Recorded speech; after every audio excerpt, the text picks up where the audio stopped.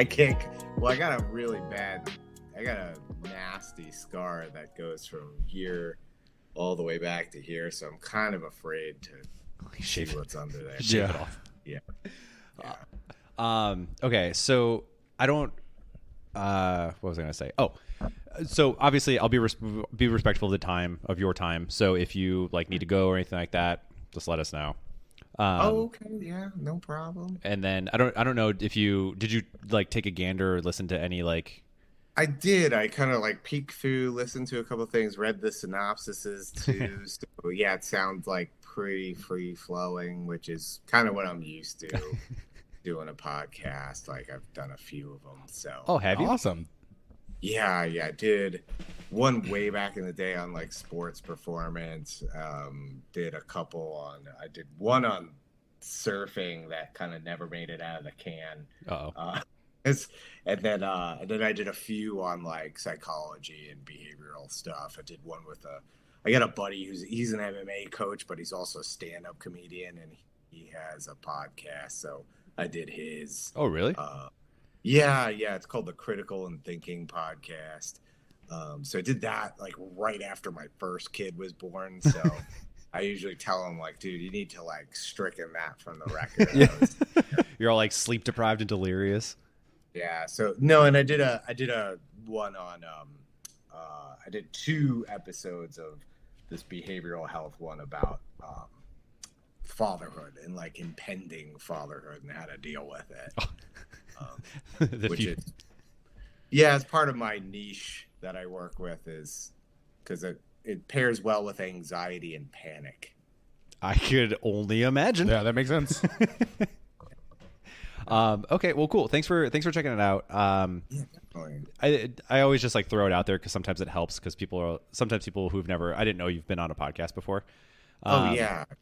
So like people who don't know what to expect sometimes. So I'm like, just check it out and realize it's really like very loose format.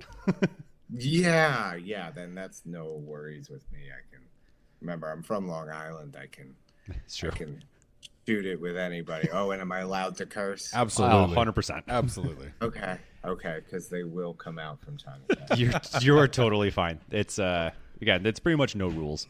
Okay. So then, yeah, I guess so. I usually like the general disclaimer, right? If don't give too many like names or anything that you don't want to talk about. Just don't say just say you don't want to talk about it if that's the case, or whatever. Yeah, absolutely. I know. I'm sure you know the drills at this point. He's a pro, and apparently I know. Jeez. Okay, and then I'm trying to think. Am I missing anything?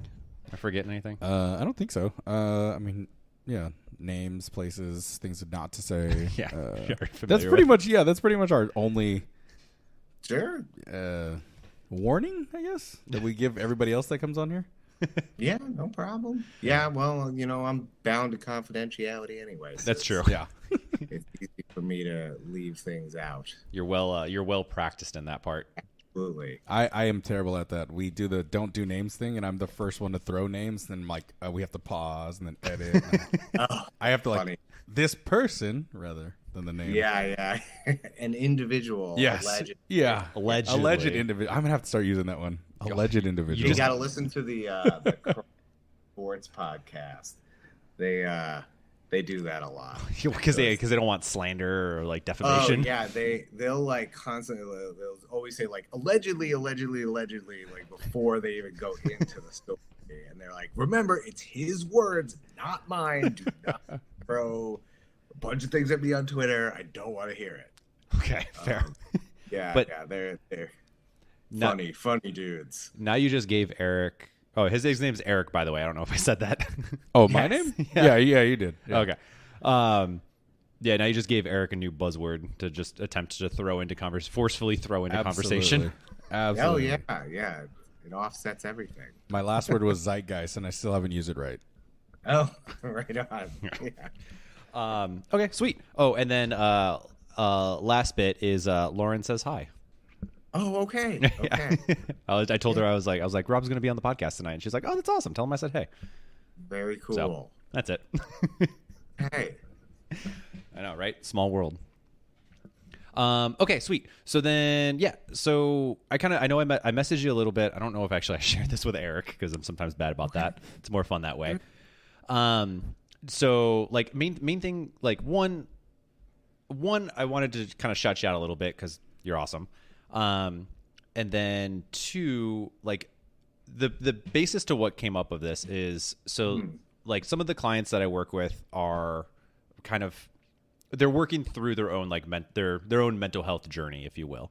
Sure. And originally, when I was talking to my girlfriend about this, I'm like, yeah, you know what? I'm gonna reach out to Rob, like chat him up and see, just buy him some dinner or something, and just like pick his brain on these things.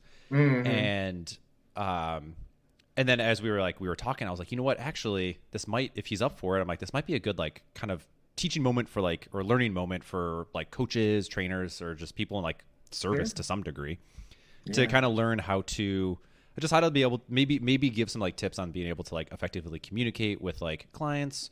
One, if they're willing to share, but will share their stuff, but also just to be able to, I don't know, maybe not make things worse sometimes, or just give like some tools on how to like maybe relatively like effectively communicate with somebody that are like have expressed like dealing with some sort of mental health issue, but trying to continue on with their life and live their life still. Sure. Does that make sense? Yeah, It made sense to me. Okay, cool. Yeah, absolutely. So that was like the beginnings of this thought process. So that's where you came in, and I just thanks again. I appreciate it. So then I guess with that, like, do you want to do a little, like, tell us a little bit about you, give you, who are you, etc. Sure. So my name is Rob Feiner. I'm a licensed professional clinical counselor based out of Los Angeles suburb. So I'm based out of Torrance. And basically what I work with predominantly, I work with athletes. And also, as I was saying before, I work with a lot of prospective and expecting and new parents, especially new dads. I specialize a lot in men's issues, but I don't treat exclusively, cisgender men. It's everybody under the sun is welcome. But most of what I deal with is anxiety and panic. That's kind of the niche I fell into. I still work with some depression and things like that pop up, but mostly anxiety and panic, and helping folks, in essence, work through some of that stuff. Just help you improve your quality of life. What I generally do, and we've talked about this in the past, is because Ryan and I know each other through his mentor, Corey, who was originally my physical therapist way back in the day. This is like 12 years ago. He helped me with a frozen shoulder, and I liked his approach and the physical therapy approach to therapy, which is, I take an approach of, do what works. You're coming in with anxiety, then we're going to treat that. Just like a PT would treat your knee. If you said, I have knee pain. So we want to assess range of motion, things like that. I do the same thing just with your brain. I'm going to ask a lot of questions, and then we give you some tools to work with, just like a PT would. But then a good PT is also not just going to give you, oh, here, do these stretches here, we'll hook you up with a TENS unit and be on your way. They're going to do, manual manipulation. They're going to do joint mobilization. They're going to educate you on anatomy. And then they're going to start taking a look at, like, if it was your knee, they're going to start taking a look at the way you walk, how you stand, how your foot placement is on the ground when you're doing certain exercises, because they're going to look at systemically, like, why this is happening. They do the same thing in mental health. We look at, like, why this occurs, like why we have certain thought patterns, why we get stuck in certain ways of thinking, and how we basically look at ourselves, others, and the world, and how that's been affected by our, in essence, our experiences, sometimes genetics too. So we look at the whole thing, and that insight is really powerful, but insight alone is like fine. It's kind of like a orthopedic surgeon saying, like, oh, you have a torn ACL. Yeah, but what do I do? So we also give you what do I do with that? We give you the tools. And also, like a PT, we arm you with enough knowledge that, like, when you have flare-ups, you can deal with it. And if it gets so bad that everything you've tried is not working, you can always come back and we tune you up. And that's in essence, a little bit of background on me. That the PT analogy is phenomenal. Yeah, it was really good. Oh, cool, guys. That's like a really poignant way to explain it to somebody, to like anybody. I like that a lot, actually. Yeah, cool. Yeah. I mean, especially for our listeners, because we have a vast range of who listens to us, but the majority, I would say, are all people who entertain themselves with sports or practice sports or sort of fitness, and they all know what a PT is. So for you to relate it that way, I'm pretty sure you just made it clear for everybody what you do. Yeah. Well, hopefully, yeah, because it's just helping to demystify some of it. And just like a PT, if you haven't had it, experience expressing your feelings, which is a lot of my clients, they're usually first-time therapy seekers.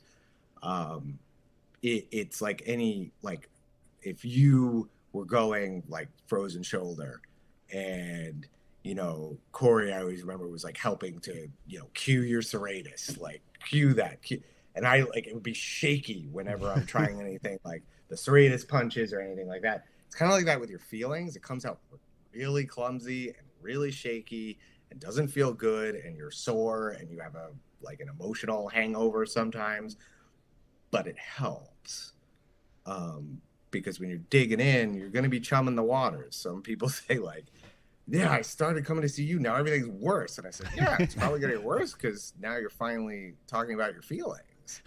So but it's going to get better if you stick with it. Okay. So, right. So sometimes people get when it comes to would you call this therapy? Is therapy a good way to describe? Yeah. Okay. Yeah. I'm a psychotherapist. That's what I do. That's what I'm licensed to do. Okay. I know sometimes with professions, people can get a little finicky about the word choice. So just want to make sure I use the right one. Don't even get me started on that one. We'll save that for later. Yeah. That's a whole other ball game right there. Oh, all right, let's go. We'll dig into that one. I'll keep my mouth shut about that one. That's off recording. Yeah. So with continuing on with the PT analogy, I know a lot of times people will get with an injury. Sometimes they've gone to a physical therapist before where it's been more of the typical PT mill. Right. And I know you and I have talked about this as Eric's been a part of it. Me too. Me too. We all have. Yeah. And so that's usually a lot of people's fear is because either they know somebody or they themselves have gone through the PT mill and saw kind of what somebody just going through the motions looks like and never really necessarily seen the benefit. So comparing that to with therapy, I guess, to just kind of lay some foundation for the rest of this conversation, what would how does a typical session look like for you, or with you, I should say? Well, I mean, it really depends on what you're coming in with. It's I know it's a broad question. Yeah, but if you're kind of looking at it in comparison to the PT world where there's a model, it can be one of those things where in the juxtaposition to the PT mill, I would say in therapy it can be a bad fit personality wise as therapist to client, which sometimes is taboo. When you work for an agency or you're doing contracts with Department of Mental Health, don't come and get me. But it might not be the best match, which sometimes is a really good exercise for a therapist, especially if you're an associate, which is your pre-license years. It's good at any point. It's challenging, but sometimes you sacrifice as a therapist your own mental health, trying to fit a square peg in a round hole with a client that's doesn't have buy-in, or for some reason just doesn't they're very challenging, which not to say I haven't had clients that are very, very challenging in the past, but Sometimes like therapists are humans too. They're going through something that like they're not firing on all cylinders. They're not impaired, which is obviously illegal, but they are not like on the top of their game, just like a PT might be too. And so the most important thing with a therapist is the relationship between a therapist and a client. So if you're getting a literal like a decent vibe from a therapist, that's the best way I can put it. Like you feel comfortable and safe talking with them, that your personalities mesh pretty well. Great. Like that's like, I mean, kind of a little taboo to say, but that's like 90% of it. Is it Like, really taboo to say that? well, there's a lot of, not to take anything away from it, there's a lot of certifications, a lot of things you can do, just like in PT, where there's like tons of certifications and things, which, you know, I've done some too. But under like super good mentorship, the way I came up, my mentor was a cognitive therapist on one side. The other side was a psychiatrist who also was a doctor of Chinese medicine. Before she was an acupuncturist before she even was went to med school. So she had a wealth of knowledge, still does. But the way they spoke to me was they said the strength in it is the rapport building.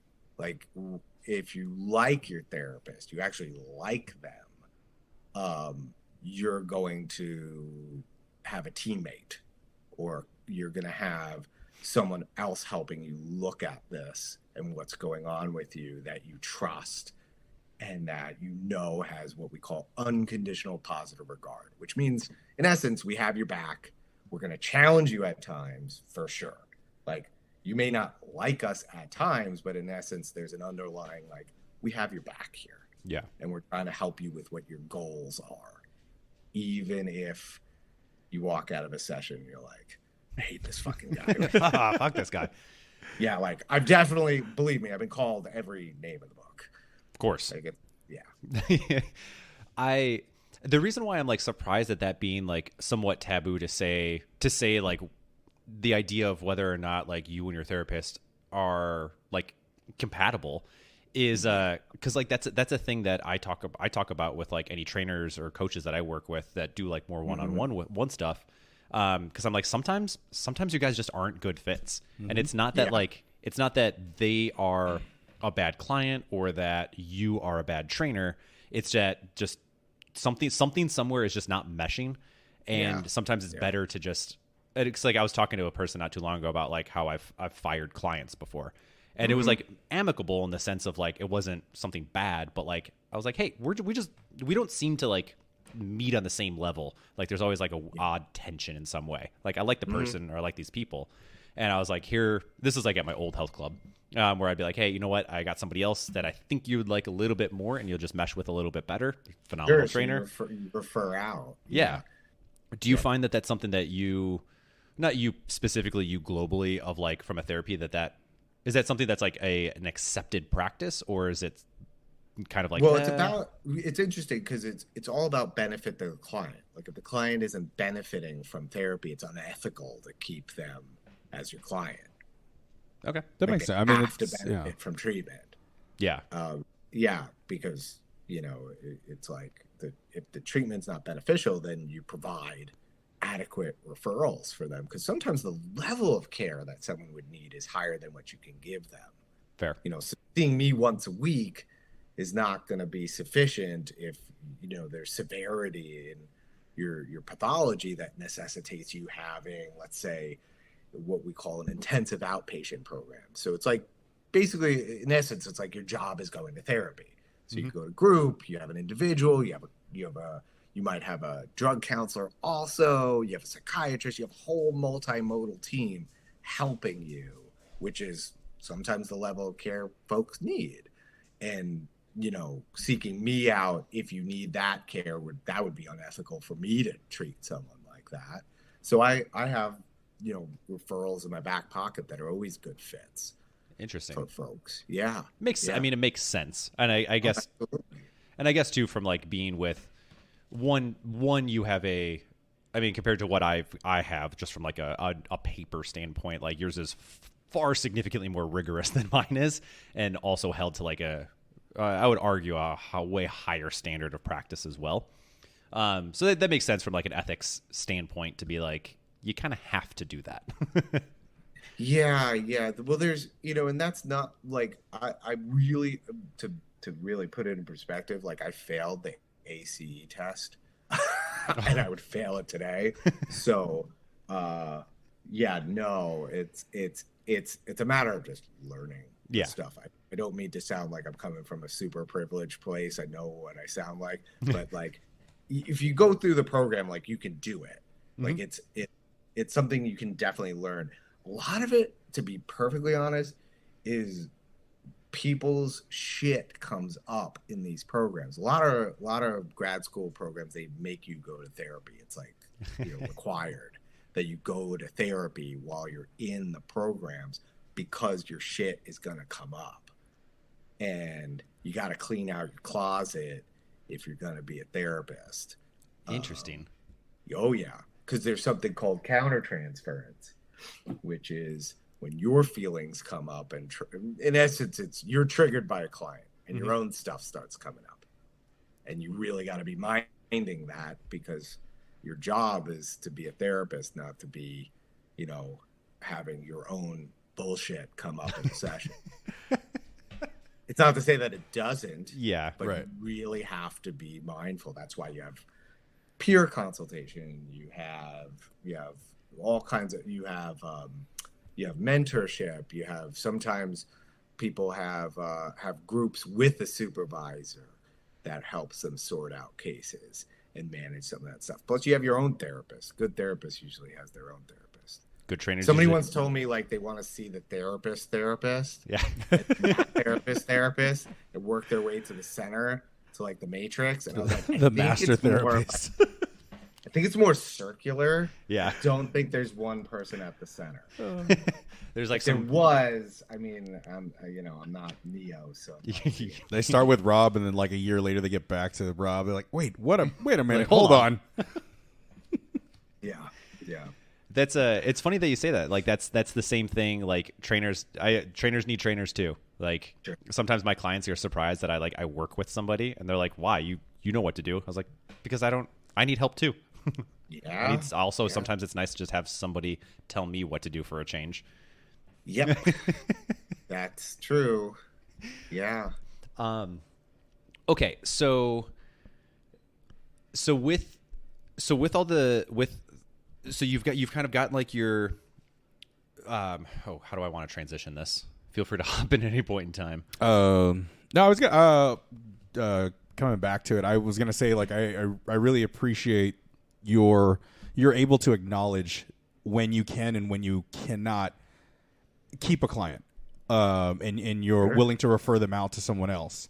Because same as a trainer, like I'm very picky on who I'm willing to work with, and it's just, for me mostly it's, will we connect, and do I see you committing to the program? Like just like one would have to commit to therapy. It's like you have to be able to be open with me and give me your all, so I can give it back to you. And if you're not willing to do that, or if I don't see that you're willing to do that, I won't even take the client. And I'll like all my referrals go to Ryan, because I know he can handle. Let's go. He can handle athletes better than I can. I have a very low tolerance for not laziness, but when somebody tells me they're gonna do it and then they just don't, like that irks me beyond all everything. And so like when I see that coming, I'm like, hey, I have a friend. He's a really great trainer. I think you'd be better off with him. And then I just like, that's it. I hand it off. And it's a good feeling knowing that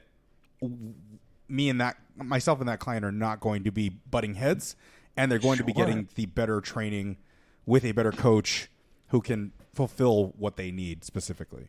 So I appreciate, and I am happy to hear that. I mean, I know you've been doing it for years, so the acknowledgement that you are able to hand off clients that you can't take it's Oh, sure. I mean, sometimes it's, it's scope of competency. Like it's out of my competency level. Like I am not equipped and I do not have the skill level to take on a client at a certain client. Yeah. Or it might be scope of practice where it's like, you know, you think about as a trainer, there's certain limitations on your scope of practice. Same thing on mine. And so we refer out where it's like, no, that actually that goes like way outside my scope of competency or my scope of practice, and I gotta refer you out. Yeah. But I got some good people in my back pocket, so yeah, I tend to refer them out to them. Like, or even like scope of practice might be, shoot, I got clients that say like I have neck pain and my neck and my anxiety, and I'm like, that is why Corey and I hooked up again about 6 or 7 years ago, was because I was like, wait, here's something, anxiety and neck pain. My anecdotal study that I'm doing right now says that they're interconnected. And so I have a guy that he's awesome. He's a PT. He's put me back together multiple times. His name is Dr. Mike Overstreet, and he's down here in the South Bay. And so because I work in the South Bay predominantly, I send everybody to him. No. Yeah. And here you go. If you have neck pain, like that is not my scope of practice. Like, yeah, I know how to deal with it myself, but I can't tell you to do chin tucks and this and that and talk about Dr. Stuart McGill and this. No, that's like my hobby, but I definitely didn't go to school for that. Oh, I just lost my train of thought. It feels good to have. It feels good to have a laundry list of people. You go, I got a guy. Yeah, it's the Long Island. We always got a guy. Got a guy for everything. It's very true. We pride ourselves wherever we move. You have to get a guy. You got a guy. My wife like laughs at me. I'm like, you gotta understand. Like, I feel comfortable when I have a guy. I gotta get a guy for everything. Absolutely. I like Brian was asking me about a car, and I was like, you know what? I got a guy. Let me ask on Monday. I got a guy in North Hollywood. Yeah. You need a car? Yeah, I do actually. Bokhtar Motors. Okay, tell him Rob sent you. Oh, he's great. He used to be Dusty's, but he was the best. You just call him up. You ask him what you want, and he'll find it for you. We got a Prius C one time after we got a car accident. We got this Prius C within like 2 weeks. He found it. Okay. Jeez.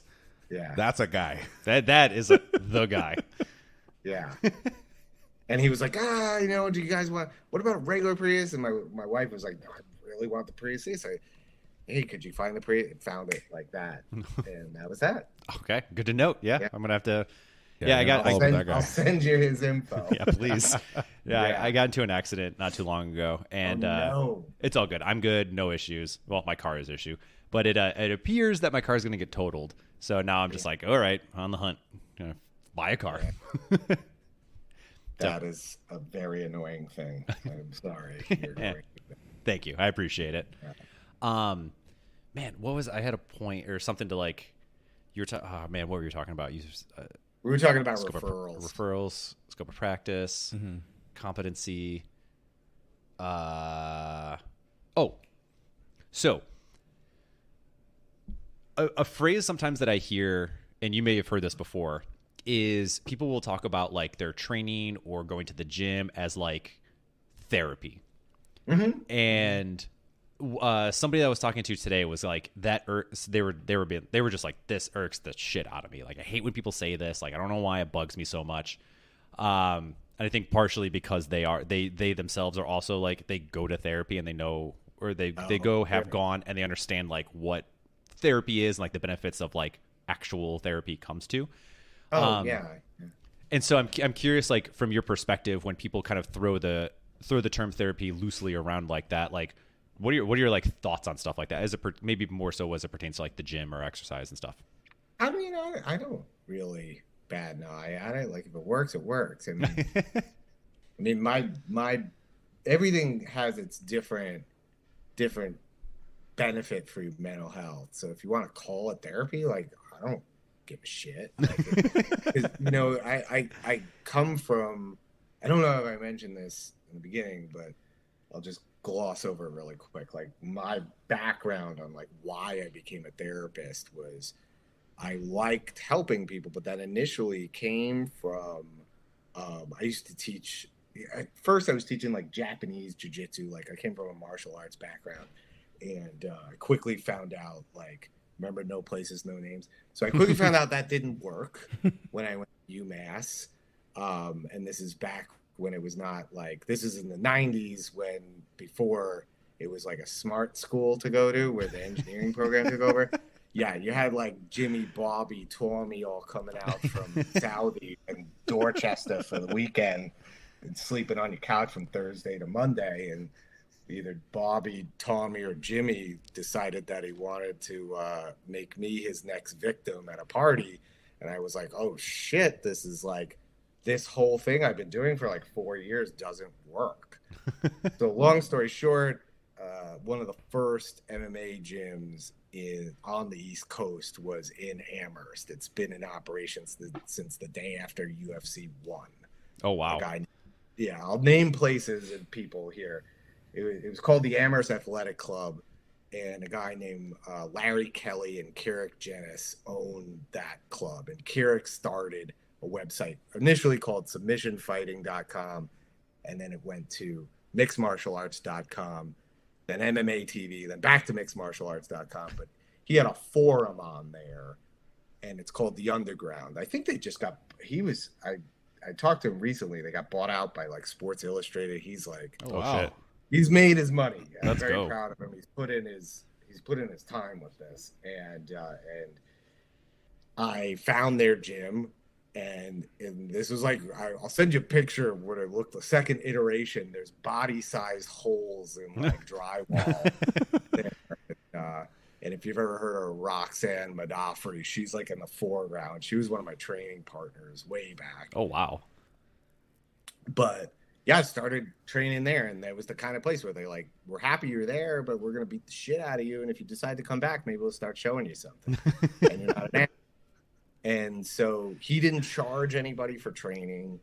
I mean, he's like selfless dude. I lived with Carrick for like a year, a little over a year, when I was like half homeless, trying to half living out of the gym. And once I was competing in MMA and I was teaching some kickboxing, and I liked teaching and I liked coaching guys, and it was great. But I had a shoulder injury, I had capsule surgery. But I went about a year of like, you had to pry me off the bar stool, and finally got surgery. I was working a job, and then I hated this job that I was working at full time. So ended up finding a guy through my BJJ school on the island that I started training at, he was a guidance counselor. And he was like, hey, this is a good gig. I had a family friend who was a social worker, he was like a best friend's dad, but also kind of a dad to me too. And he and my friend convinced me to go to grad school to become a counselor. And that was in 2005. So, but to sum up with all that background there, coming from an MMA background and also getting burnt by traditional martial arts, like in the rigidity of it. And this is going back 25 years. So, I mean, traditional martial arts have made a little bit of a comeback because they're doing some cool stuff now. But yeah, it's like, take what works. I don't give a shit if you go to the gym and call it therapy. Do you feel better? Great. All right. Fair. Yeah. Like, it's about quality of life. And so if your quality of life is better and you're being good to your partner and you're finding that, that is helpful to you, wonderful. It doesn't solve everything. Just like therapy doesn't solve everything. Like, there's like a such thing as like too much therapy and like not enough like outside experience in the world doing. Yeah. Not enough touching grass, as the internet says. Yeah. Yeah, absolutely. And that, I mean, I'm pretty boundaried with my practice for my own mental health, where I keep my mornings open, because and certain parts of the evening too, because my family always comes first. The kids and my wife always come first. And then secondly is, surfing is like kind of my deal these days. And then I also do some, train some bag work in the garage or do some lifting in the garage. But mostly it's surfing. And so that is my time to go down and talk with a bunch of people in a parking lot, drink coffee, and go paddle out and have a decent day. But it's like connecting with other humans. You're getting some exercise, you're in nature, it's fun, like great. And that could be therapy too. It doesn't irk me at all. Okay. Yeah. I mean, I'm always just curious. Yeah, no, I'm not one to, no, definitely not. Yeah. Talk to me about billionaires. We can start getting but that's a whole nother story. All right, so you guys, I'll talk to my therapist about that. Yeah. So like kind of going into that then. So when we talk about like people go into like the gym as like therapy or therapeutic in sense. Yeah. And sometimes you'll even hear like and kind of paralleling with scope of practice and the kind of like boundaries to some degree. Sure. You hear a lot of trainers will even make reference to like, yeah, I'm kind of a therapist in some of these situations. Sure. And so like kind of with that, I guess this is like a good segue into like then kind of the topic that I wanted to touch on, which again is, when it comes to like from a trainer or a coach's perspective, talking to clients as they express their like mental health journey, I guess. Are there any like, I guess kind of, I don't even know how to like broach the topic in this sense, but like, is there anything in particular to like that you feel like in your experience is like a kind of a starting point from like a coach's perspective that is not a therapist to be able to at least have some sort of positive impact on a person in this regard? Sure. I mean, does that make sense? Yeah, absolutely. Okay, cool. Well, so think about it for yourself. Like, what do you want if you were talking to someone and like, you're doing deadlifts and all of a sudden, because your nervous system is on fire, you start talking about some random shit in your past. And you're like, I think I have a drinking problem. Like, what do you want someone to say to you? Maybe. I mean, for me personally, I'm a fan of like directness. So like coaches or people that I've worked with in the past, not like in a non-therapeutic setting, like whenever some stuff pops up, they're just like, yo, I think you need to figure your shit out because that doesn't sound all right. And I'm like, you know what? Actually, you're right. That being said, I'm aware that that's not always the best approach when talking to people. Sure. So I err on the side of not saying something like that to probably all but one of my clients. So yeah, that's that. Okay. Well, I think what we're all wanting is, oh man, it really trips me out because I almost like pulled did you ever watch The Office? I love The Office. This guy. Okay. My favorite character on The Office, and everybody, my wife gives me such shit about this too, is Robert California. Oh, I love Robert California. Because in that first episode where James Spader was in it, he's like, what do you want? Yeah. He wants to be heard. And I've shown that clip to clients when we talk about confidence.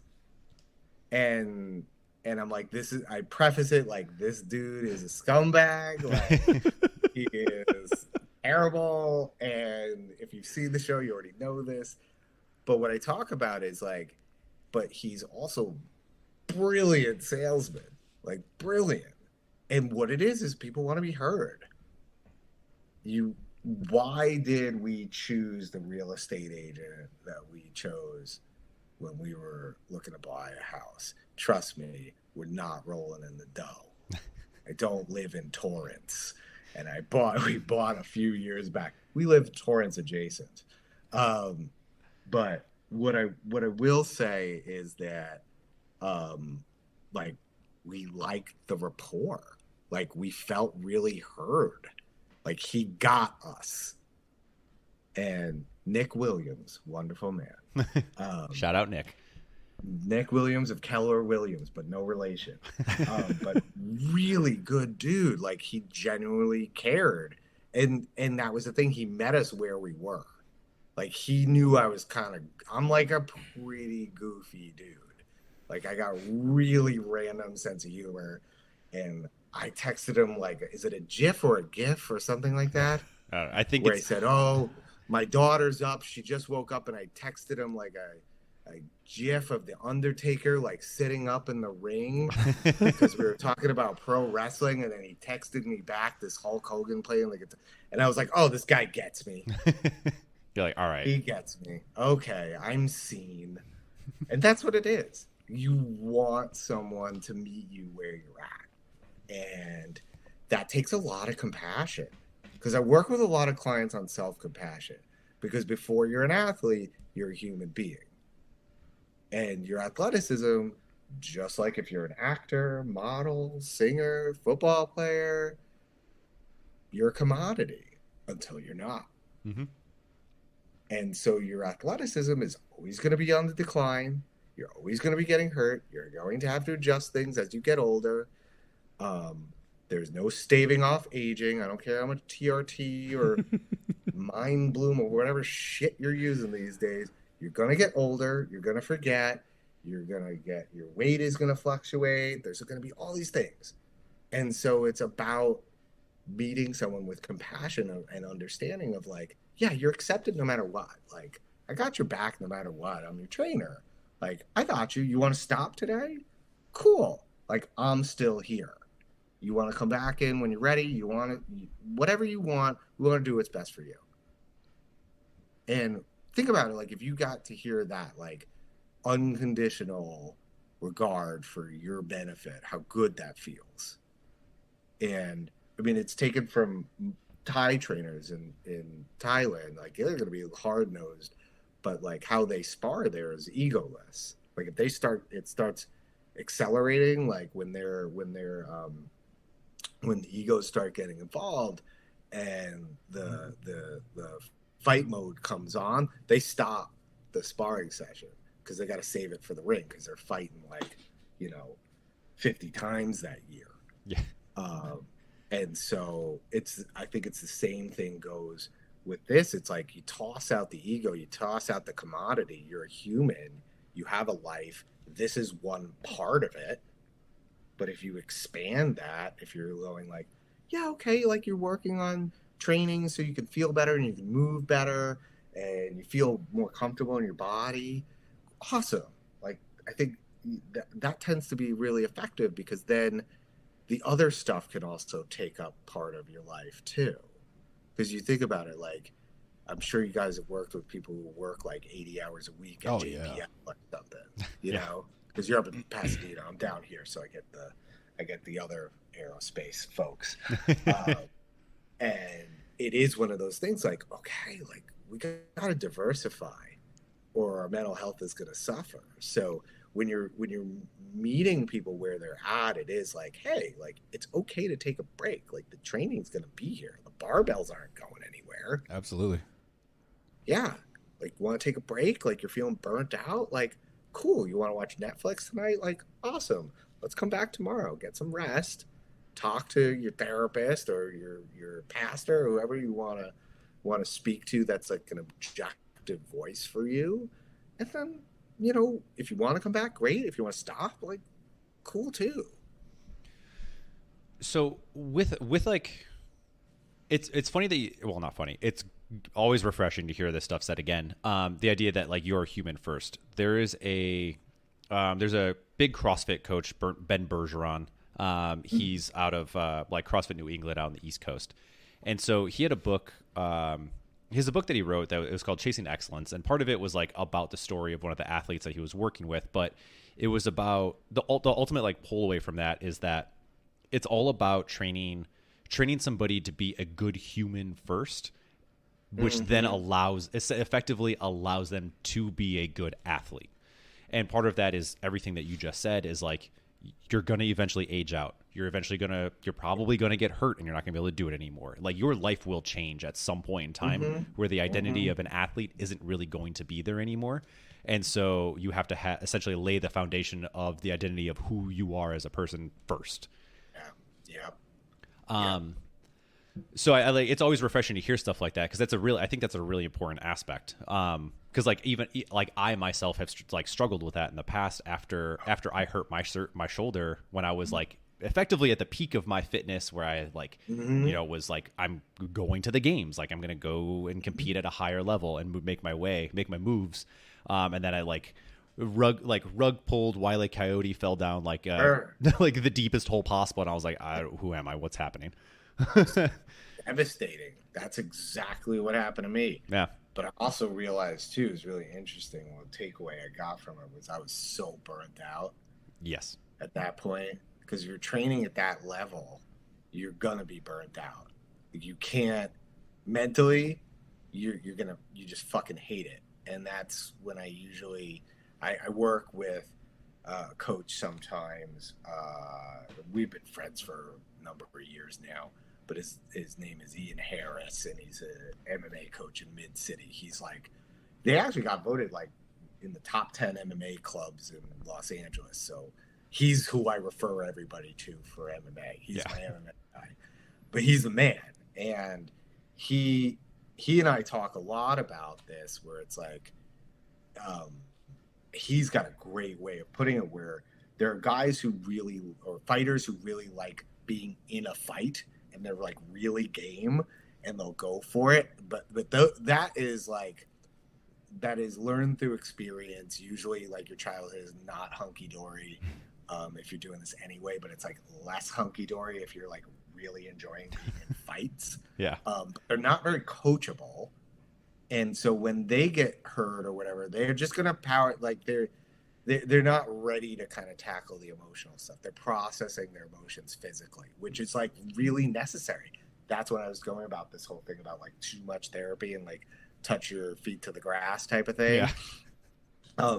Like, they're physically expressing their emotions, and it's usually rage, a lot of it. And rage doesn't always look like what we think. Like, rage could be self-injury. I mean, rage is expressed in all different ways. It's just desperation. That's why they like fighting. The other one is someone who likes the fight. So they like the training, the camaraderie, everything. And they're usually the ones who have the most longevity in as a career, as an athlete, because they're willing to adjust, transition to other things. Their lives are a bit fuller, and they tend to just enjoy all parts of it. And I found that like they are like what we would say, like when you're saying like the human first, they tend to be a human first. They're very coachable, like usually like pretty friendly. Will go to therapy because for whatever reason, or to work on some stuff. Sometimes they stop fighting after they go to therapy because they're like, I just want to coach now, like, or become a therapist. And then you have the third version, which is I like being a fighter. So I love wearing my tap out shirt. Definitely wearing my UFC hat in fucking Target. And because I saw that the other day, like cauliflowered up ear, wearing a UFC hat. I'm like, okay, like you're putting in the work, but also like I know you really like this, because yes, I was definitely wearing like all my cheesy MMA shit when I was like really bargain basement stuff. I still have it, but I was wearing it everywhere, because that's the thing about me, is I loved fighting, but I also liked being a fighter. I had an ego about me. Fuck, I was bullied as a kid. I wanted people to know that I could kick their ass. Yeah. And that's why I'm not a fighter now. You've been enlightened, if you will. Well, but my ego was too involved. Yeah. It was way too involved in it. I fought emotionally too. And like I really liked people knowing. And so when it comes to like working with people and athletes at each of those kind of three categories. It's kind of meeting them where they're at. And with the third version, it's like they have to kind of stumble and fall themselves with it and find their burnout, and then make some tough choices. But I think what we try to avoid, especially with the psychological planning, is we try to avoid the bar stool. When that starts happening, trust me, I'm in recovery. Like, it is not pretty. Yeah. Trust me. Like, listen to those crime and sports episodes. Yeah. It's like, hey, yeah, it's not good. As you're saying all that, Rob, I was like reflecting on my past as a coach, and not only as a coach but as a person first, right? And I remember when I was a young coach, I was very ego driven. I was very egotistical. I knew I wanted to be a coach, and I've always loved coaching. I've always loved sharing knowledge and dedicating my time to those who want to change themselves. But after the first few years, I was like, oh, I'm the coach. I'm like, I'm the shit. And I think Yes. I think it's when I hit that burnout, right? That bar stool where I was on it and I was like, I'm a coach. I could do this. I dislocated my shoulder because I was ego driven to lift and be strong and impress people. And I was also deflecting from the whole idea that you're coaching too much. You work 5 days a week, plus you're coaching 3 days a week, plus you're trying to train 5 days. Like, I burned myself out, and it took, unfortunately, dislocating my shoulder to realize you need a break from one of these 5 things that you're doing. Yep. And I made it coaching because that's where my ego was the most. I was like, I'm the best coach. People should only go to me. And I realized, no, you're an idiot, because there's people smarter than you. There's people who know more than you, and you should be asking them what they think. You should be asking them for their knowledge, their opinion, and gathering more information. And since then, I like to share, or I like to preach. Yeah. There's always somebody who knows more than you, and you should always seek that advice. And sure. I think that's helped me grow as a person as well, because as we started this conversation about checking the ego and treating people as people first, like, I've noticed that I work in sales I sell pools and landscaping. I've noticed over the last 3 years, my sales have increased because I communicate and I connect to them on a personal level before I make them a customer. And I've gotten calls back from a year ago, signing people from a year ago saying, hey, we really liked how the way you talked to us. We really liked the way you communicated. You fit our vibe. Ryan's going to break a light. And, like I ego in check. I was just like, I really liked hearing that. And it made me really appreciate that me treating people like people first versus a commodity makes a sale, because they feel that connection. And the one thing that I strive to do, and I keep trying to tell my younger teammates, like, don't sell them stuff that they don't need just to make $1. If you're honest with them, they're going to sign with you anyway. And since that advice this year, my whole team has risen in their sale. Like, awesome. It's great to see when you check your ego and when you treat people like people, how much better you can become overall life betterment. Absolutely. Yeah, you're on it. And it's like with your clients too that you're training, it's the same thing. Like, you treat them as humans. Because I've worked with a few folks that are either gone into like NBA, NFL, and they're going to the combines, and you're treated like a fucking animal. Like, it's disgusting what I've heard. They make them take their shirts off, and they look at their physiques like these silver-haired old white men looking at your fucking physique. Like, what does that remind you of? It's like fucking crazy. And so I'm like, that world is gonna beat you down. So as your trainer and your coach, like, I am going to build you up always and give you the love you need. Yeah. Because the rest of the world is going to shit on you. Yeah. And I don't look at that. That's my own issues, that looking at the world as a bleak place, but it's more of an indifferent place. It doesn't care. And so individuals can care, but there's a lot that don't. And so the idea as a coach that you offer. It's almost like in therapy, we call not to apply it too much, but it's like almost like helping them reparent themselves. All the shoulds and the bullshit and the achievement-based acceptance that's given to them, built on like the church of self-esteem, which self-esteem's great, like, but it's also a product of this part of the world that says like, be productive. That's why I was put into schools, because I worked for the school system for 10 years. And so self-esteem was put in the schools. I'm going to misquote this, but by you guys is Dr. Kristen Neff, who is the foremost researcher on self-compassion.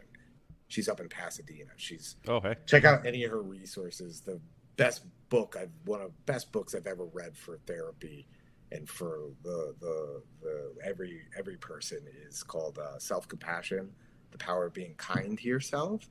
And what she talks about is like, 60s or 70s when self-esteem started getting instituted in schools, it was because if self-esteem is your feeling of achievement and well-being that you accomplished a task successfully.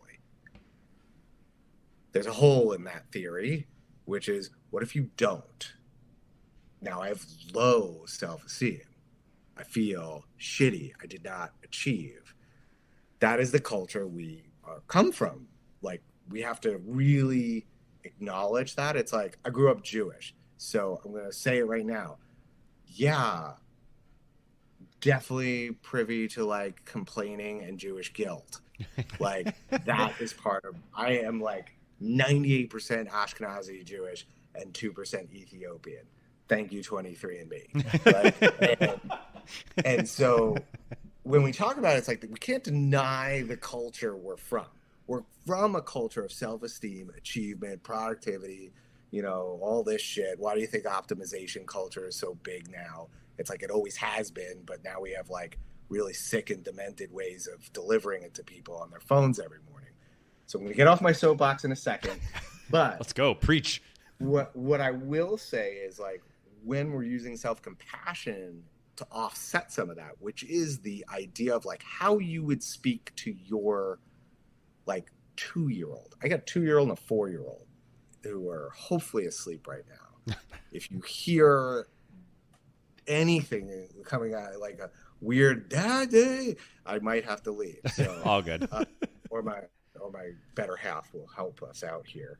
She knows we're recording. But how I would speak to him, and this is an example of how I would speak to someone with self-compassion, is I started skateboarding during the pandemic. I've been surfing for like 17 years now, but I started skating like in my 40s, which is like, I've gotten new pieces of safety equipment every time I have an accident.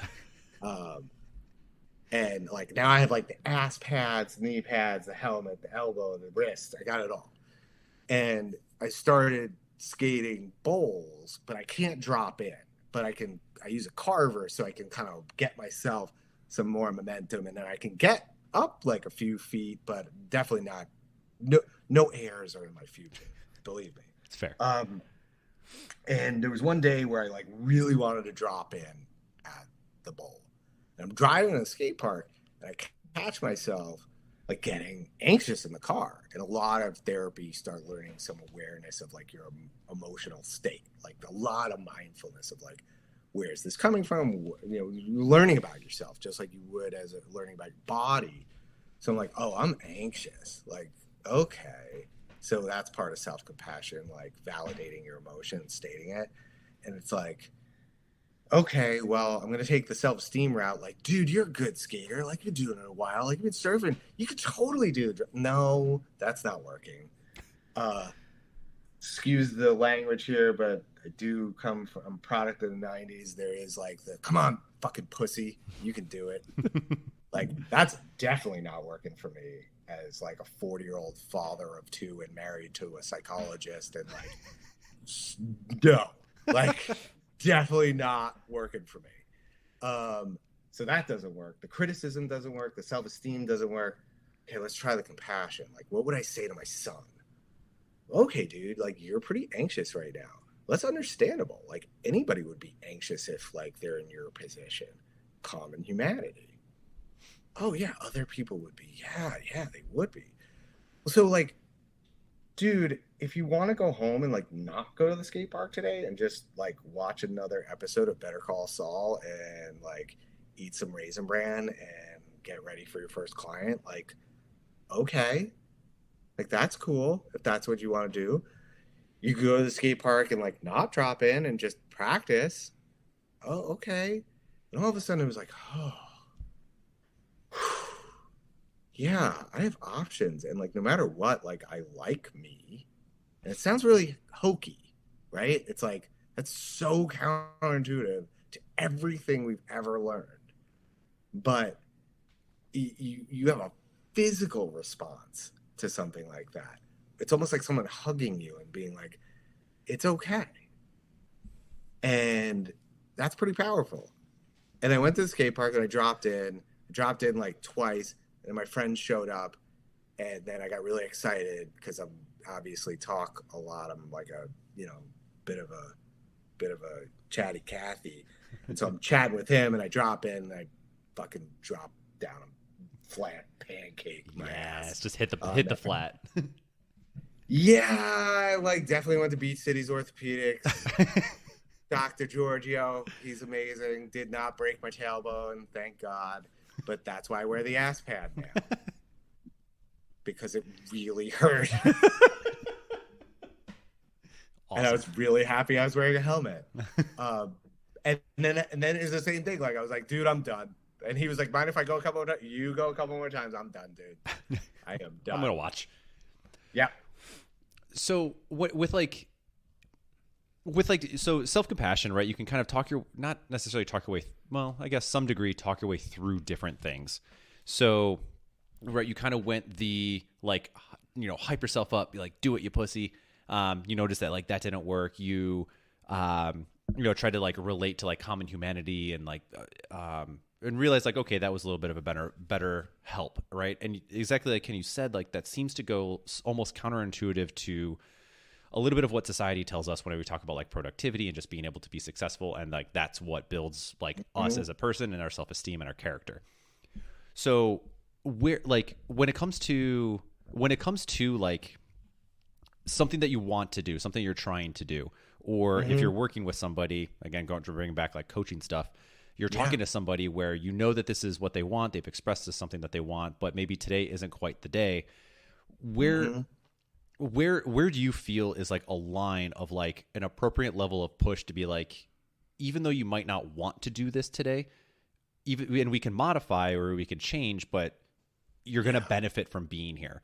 And I find like sometimes with some of my clients, like there's days where like I've seen people walk in, I'm like, not today, like go home. Like I can see it in the way that you were just walking in. Like this is not going to benefit you. Totally. But then like a good example of this is I have somebody that is like they're dealing with a lot of things, and their motivation is crazy high because they, my perspective of their situation is that they've talked themselves into a lot of like, I need to do this, not necessarily for me, but kind of for somebody else. And this is kind of where that like almost like that I feel like I don't want to overstep my bounds of being like either like today's the day that we should definitely like, let's push forward, you got it, let's go, or like telling them no and be like, no is not today. It's a good question. So like I guess with that kind of in mind, like where do you think that line is? How for somebody like us from a coaching side, like how much do we push? How much do we pull back? Like sometimes that line is really hard to read, where you can potentially push somebody overboard. Well, yeah, I mean, it is one of those things like, when you think about it, like when you're like doing like a deadlift day where you're going to do like you're going for a PR and like, it's really funny. I always laugh about it. I was doing deadlifts today and it was like hilarious because I just love the idea of like warming up for 40 minutes for like 1 minute of exertion. It's like hilarious, but you need to do it. And usually during that time, you can kind of determine where the motivation's coming from. Mm-hmm. And it's internal or external. Is there a balance? Because the internal motivation is going to get you to actually do it. The external motivation is like the NOS fuel in the Fast and the Furious. God. Okay. Yeah, that's it's like Ryan's hitting favorite the series. NOS.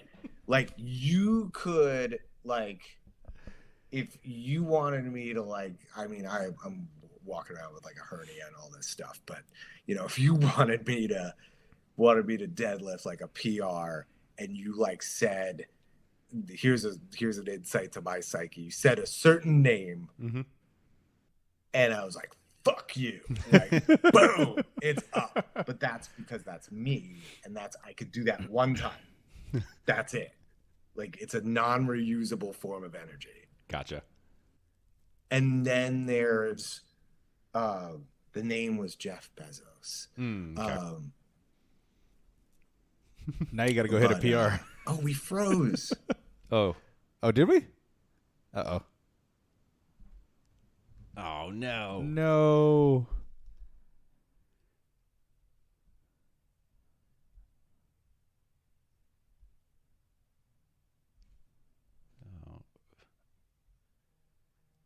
Oh, we lost him.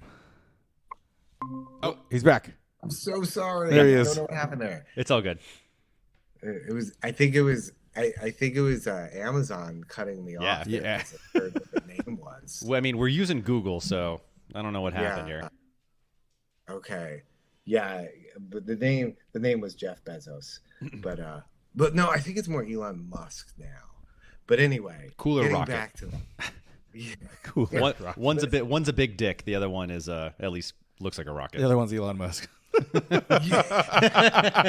I call them. It's like the bald Dr. Evil mafia, where it's kind of like him, Bezos. I know Elon Musk was losing his hair. Kelly Slater and Dr. Evil, they've all done some really cool things for convenience sake, but then also are oh, why you gotta be such a dick? Have you ever, as an aside, heard Jeff Bezos laugh? Yeah, it is literally evil, super villain laugh. No, I know I'm getting depressed if I start looking at stuff like that. If that's that we talk about mindfulness. Yeah. I use a lot of self-disclosure in my therapy practice, and it's recognizing signs of depression. It's I'm looking at some dark shit on the internet right now. I just watched the Night Stalker documentary on Netflix. Oh, I'm not feeling good. Yeah. I need to take care of myself. So but coming back to this, the mindfulness part of it as a coach is really good. You're able to help your clients by reading it, but you can also question it's almost like the Shaolin monk style, why are you here, grasshopper? Mm-hmm. And if their motivation is not pure, your Yoda style, it's not the day. Yeah. And when we talk about the motivation being pure, it doesn't have to be 100% internal, but it's I want to do this. Why? I want to do it for Kathy. We're not doing it today. Why? Well, you can talk to them about it. It's it's got to be for you. It's got to be because you like the feeling of it, the feeling of while you're doing it. When we talk about the fighter, it's they enjoy all aspects of it. And when I had a brief return to Brazilian Jiu-Jitsu. I did some Jiu-Jitsu tournaments in 05 or 06 or something like that. And I remember I was talking with my therapist at the time, and I was talking about fear of getting tired. This was when I was in grad school, and I was I was getting ready for this tournament. I felt really ready, but I was oh God, I'm so afraid of gassing. That feels so bad. And I start to feel desperate and scared, and then I'm gonna get tapped. And what she said to me was you love all parts of this, even the getting tired part. And it was a weird thing, because I was well, yeah, I do in the gym. I do like getting tired in the gym. It's just I don't know that guy that I'm up against. Mm-hmm. And I know the guys in the gym. So it's okay. And I took that in, and I actually competed 8 times that day. Oh, man. I felt like I was going to die by the end of it. It was I did the no gi division, then I did the gi division, and I just remember how tired I was during the gi division. It was like the last guy I fought, I was like holding on like a bucking bronco. Like, scored it. This is when you could rack up points on like Neon Belly, and I would just pop up Neon Belly, score 2, drop down, do it again, do it again. I was like gaming the system because I was so tired. But coming back to it, it's like recognizing like the motivation for them to do the thing that you're doing that day, especially if it's hard, that's like for them. Because that's the thing. I get so many emails. My husband needs therapy. Well, they need to call me directly. Yeah. Like, I'm not that dickish about it. Like, I'm actually very kind. Right. No, it's a very personal decision because it is. Like, that's the other side of me. But I'm a little more unfiltered right now. Yeah, it's fair.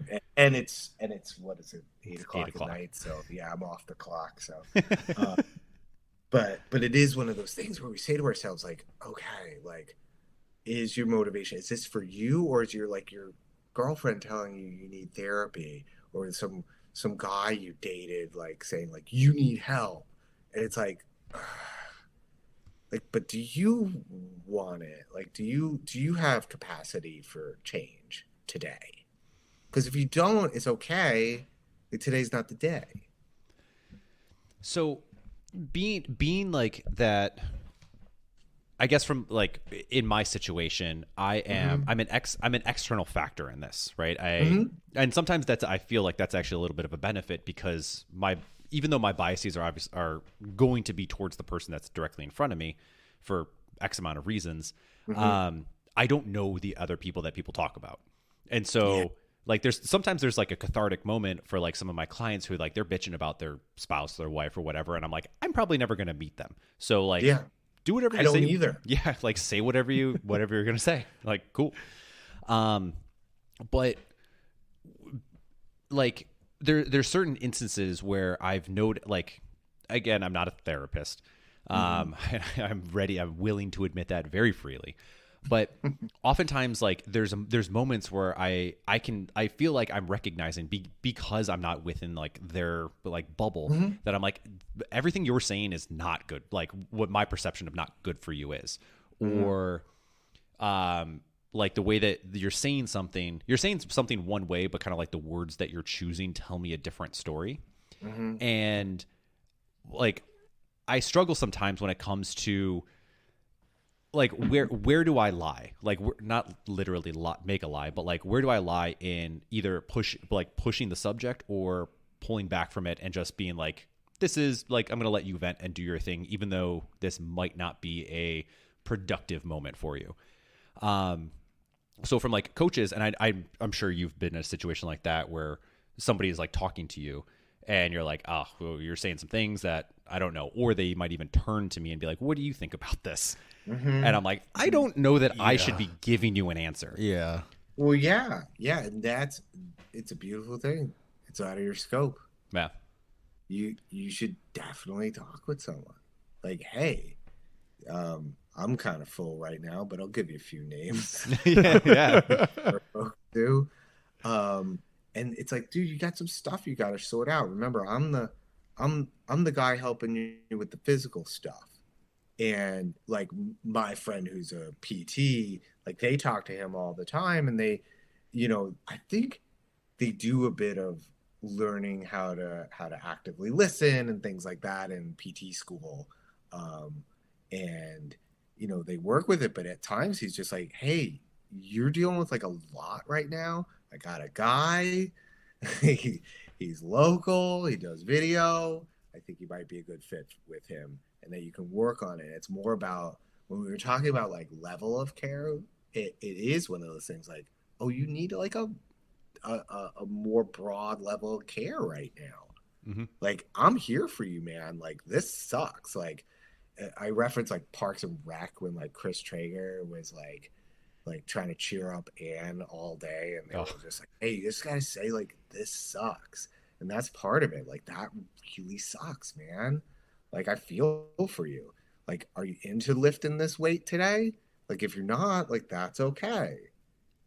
But that, it sucks. It's because really what it is, it's stress. Like they're expressing that they're stressed out Yeah. about something. And so it's like, that sounds stressful. That sounds like a lot. That sounds like a lot, man. Like, and I hear you. Like, are you talking to anybody? Do you have support?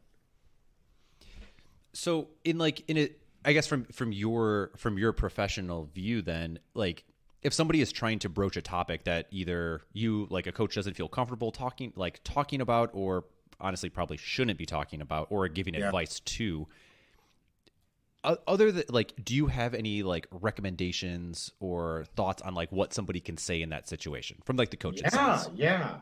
Let me just let this guy out. Yeah, you're good. He's hollering. He needs to get it out.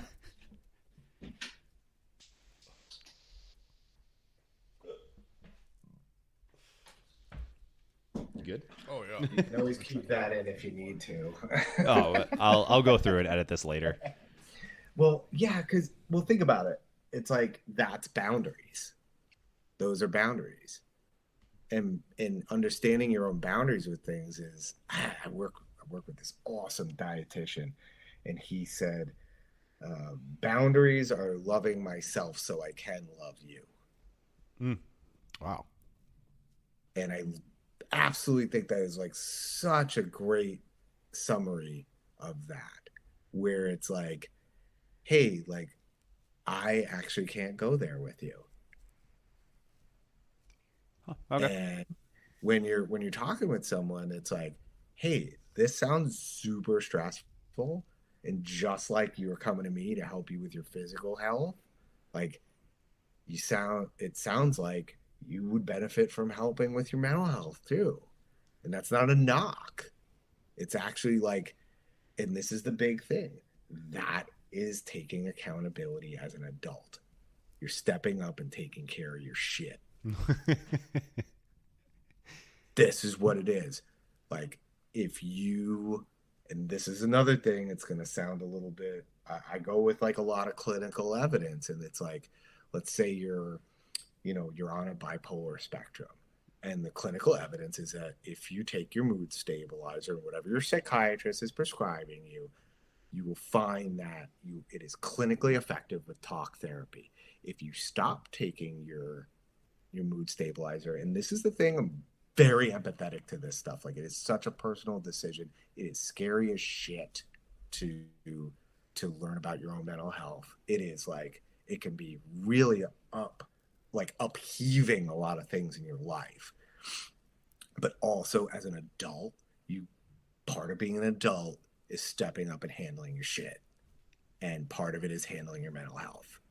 And not in like a YouTube, I'm going to go listen to, I don't know, David Goggins or someone else. Like, it's that you got to go personally handle it with someone who you trust. With, again, if it's your pastor, if it's, a counselor, or it's a psychiatrist, whoever it is, but someone who's equipped to work with you on that. Because again, like, you're a parent or you're a partner, like, you are not only responsible for yourself anymore. Like, you got people who depend on you. You got to take care of yourself, and you're taking care of your physical health. You got to take care of your mental health too.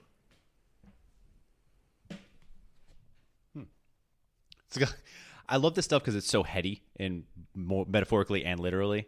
It's just fun to think about this stuff. Sure. Yeah, like that's ultimately my right. It's hard sometimes, and I think we talk about like ego. It's hard I find myself challenged sometimes to like check that, because even though I feel like sometimes I'm in a position where I'm like, either my life experience has given me a perspective that I'm like, maybe look at it from this way might be something worthwhile to say. But it's always right, that coin toss of like, am I stepping outside of my scope?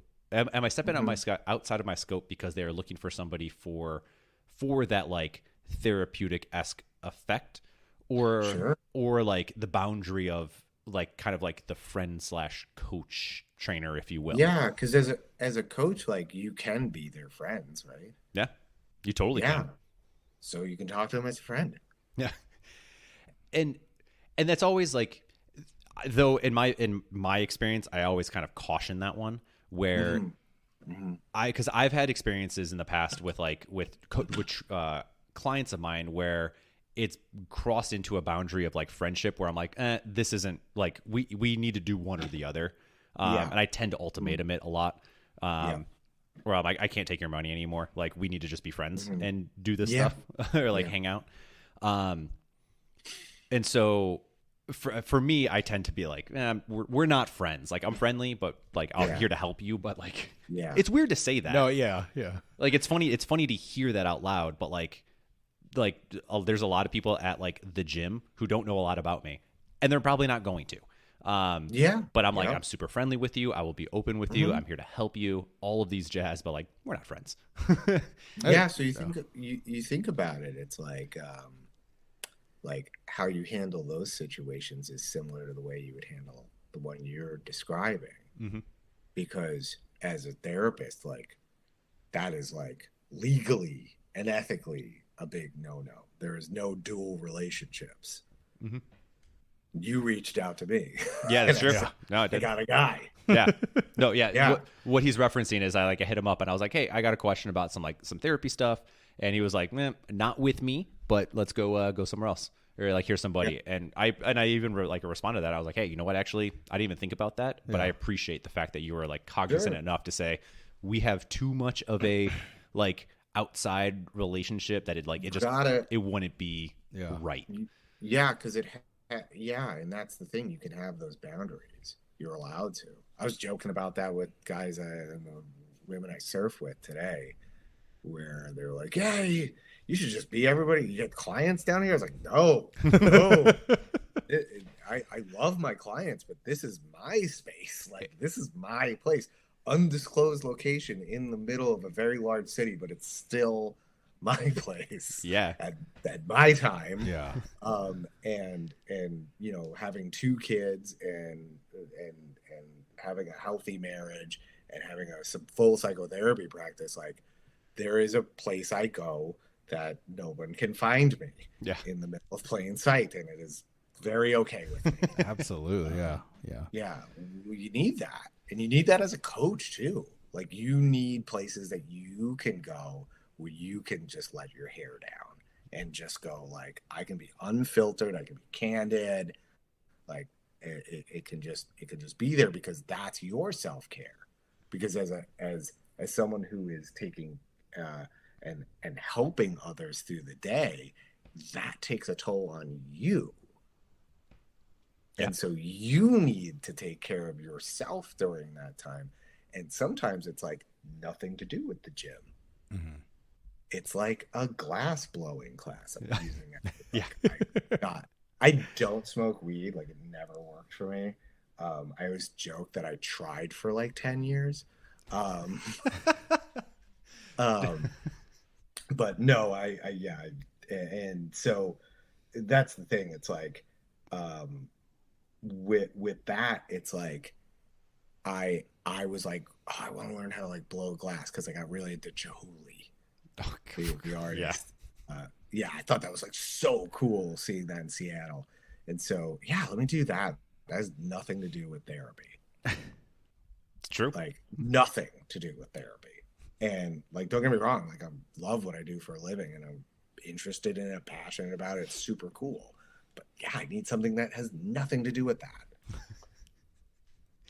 It's when I talk to, sometimes when I talk to my clients, they'll, towards the end of the week, I'm always like, what are you up to for this weekend? And at the beginning of the week, I'm like, what'd you do this weekend? Right? Kind of generic pleasantries.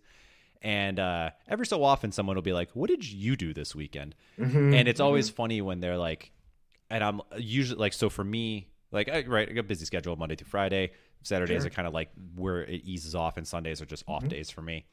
And generally speaking, Sundays are the day where I like, people will try and make plans, and I'm like, no, I'm not doing stuff. We were trying to plan something for a friend, for a friend's birthday, and they're like, we have something on like a Sunday, and I was like, no. I'm like, I can't, because like, cognitively and I guess emotionally, I have to be on for my clients. Like, obviously I can have a bad day, but it's better to not have a bad day. And so sometimes even putting on the face, like, you have to do it. And over time, like over a course of a week, however many hours, like, it gets taxing. And so like my Sundays are my like emotional recharge days is what I like to say. And that's like, I will like maybe go skate. Like, I picked up skateboarding again as well. So if you ever want to go skate, let me know. I'll come down. I'm not great. Cool. I'm not great either. I'm not trying to do air or jump downstairs anymore. I'm having fun. But like, I might go skate, or I will play video games. And I like will do absolutely nothing. And people are like, you play games? Like, I didn't take you as a gamer. I'm like, yeah, it's my release, my friend.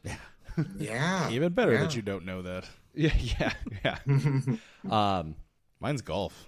Yeah. As stressful as that stupid game is, that's my no gym, no work, like, freedom. Just go to the range or go to the pitch and putt, or actually go play 18. It's like, that's where I want to be. And then, like, I don't answer my phone. Like, I don't turn it off, but I'm like, I'll look at it and be like, nope, not important. Not today. Not right now. And just. Oh, absolutely. Yeah, I actually silence all my notifications except my wife and daycare. Smart. Yeah, I totally get that. And so, that you have that as a trainer and a coach is like really helpful. You need that time. You need that time to. I tend to say, like, you think of it as like there might be things that like are fun, but they are stressful. Like you were talking about video games, like they might be like fun for me, but I'm definitely gonna get pissed off. Like that is like, that is gonna be like more stress. So that is like why, even though I really want to play that The Last of Us 2, I know it came out like a million years ago, but like, and I have 2 kids, so like I live under a rock. And so I really want to play that game, but I know, like, for my nervous system, like, that is like so not gonna be like, I need to watch like gym fails on YouTube to like de-stress. I need to laugh at the sound effects of Mike Tyson saying, like, I broke my back. Spinal. Yes. That whoever that guy is, he's from like Poland or something, makes me laugh so hard. My wife is like, "Oh my God, are you watching those gym fails again?" I'm like, "Yes." And Michael Jordan is saying, "Stop it. Get some help."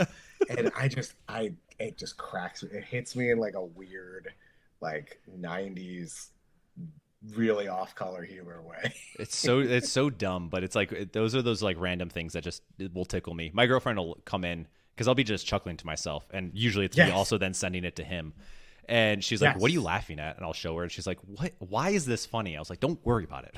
Like, just my friend, I sent him to my friend, and he was like, "Oh dear God, like, these people are getting really injured." I'm like, I know I should not be laughing at this, but it just hits me in a weird way because I've been injured that way. So you like, there's like certain like weird things that will make me laugh, and maybe you might be able to offer some perspective into this.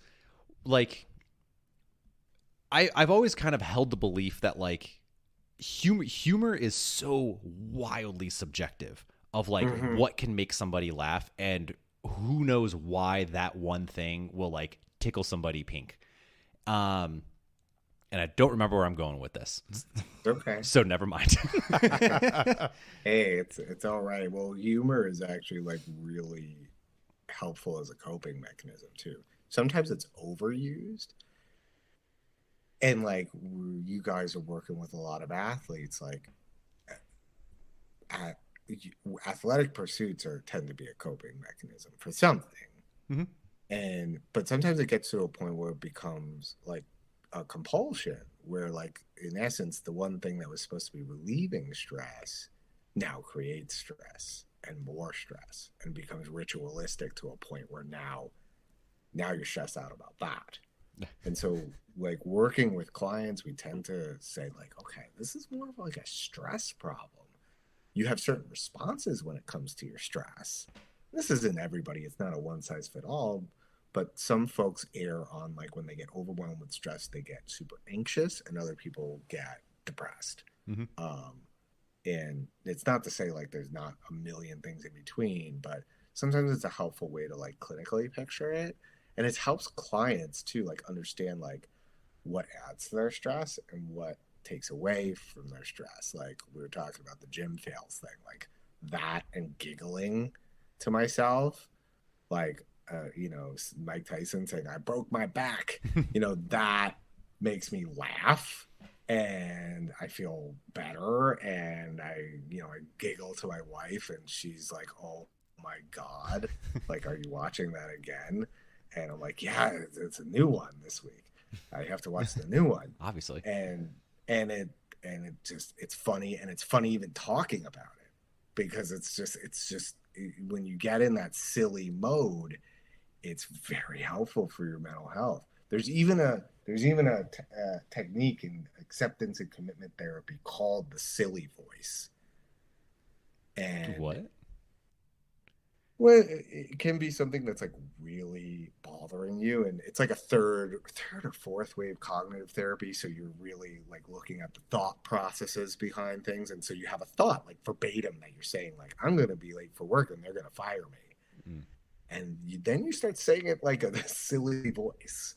I'm going to be late for work and they're going to fire, and you say it like over and over and over. Exactly. I do that often, and it disarms it. Huh.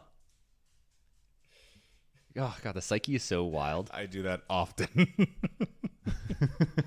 and it's just that's like one of those YouTube videos on like, here's how you get your thoracic spine loosened up in 1 minute. Like that's my version of it just there. Gotcha. But in essence, like it's not a cure-all, but it's far from it. But it's a technique that's sometimes used where I'm like, try the silly voice, see how that works for you. Like that's ridiculous. Like that sounds, yes. Now that I'm saying it out loud in that voice, sounding like Homer Simpson, like totally sounds ridiculous. I get it now. Yeah. I did use that on you when I was talking about the Jib guy, and I was using a mimic or mocking voice, and then I was like, yeah, I hate that guy. But then it was just like, all right, whatever. Yeah, maybe. Awesome. Okay. I'm trying to think. I feel like you answered majority of like the thoughts that I had with that, or as it pertains to kind of like just like perspective and alt perspective as it pertains to talking to clients, or like, yeah, just really just being with a client. And I feel like to like summarize it to a point is like, one, realizing that people are people, and like that's no. Oh no. We lost. Cool. Do you have anything else like you want to add to this? Oh, he's back. There we go. We're back. We're back. I don't know what's going on there. So. It's Jeff Bezos. It's it is. He's on to us. You shall not be named. Zuckerberg and the Dark Lord. They're all after us. That's what we call delusions of reference. I think. Yes. That sounds right, actually. Very self-important. But anyway, you were saying that like we got to kind of cut off with the part where you were referencing that you had answered most of the questions, but then like we got cut off right there. Okay. Yeah. Yeah. So I was just kind of like surmising, like, so you answer. I feel like you answered the majority of my question, like the things that I was thinking of and curious about. Sure. And I was kind of like just going to summarize like kind of like the points that we were making, which were like ultimately when you're dealing with a person, or like dealing with people, it's important to make note that like they're a person.